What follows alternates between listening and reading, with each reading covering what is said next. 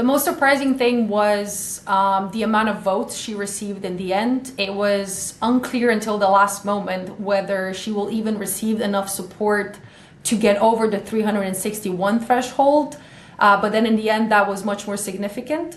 And it seems like the biggest role was played by the Green Party, who was until the last moment unsure whether they will support because of, as they say, lack of Green Deal ambition in her new program. The shift to the right from the European Parliament definitely played a role in her agenda.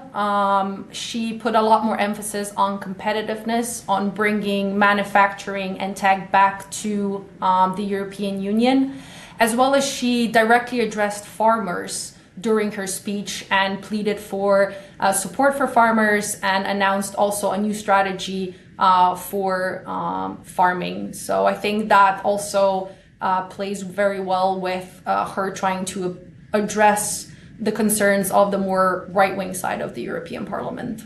When it comes to foreign policy, von der Leyen reaffirmed support for Ukraine for as long as it takes and also called for an immediate ceasefire in Gaza. She also criticized the Hungarian Prime Minister's recent visit to Russia as an appeasement mission in an attempt to clearly delineate European foreign policy from the recent actions of the Hungarian presidency. Von der Leyen's re-election is a much-needed signal for European stability. In her previous term, she has successfully navigated Europe through several crises, from the COVID pandemic to the Russian invasion of Ukraine.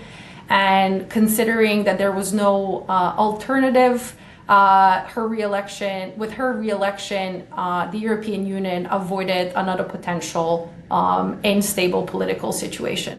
She will now start assembling her cabinet of commissioners, which will include some interesting portfolios such as housing, defense, and even a new commissioner for the Mediterranean.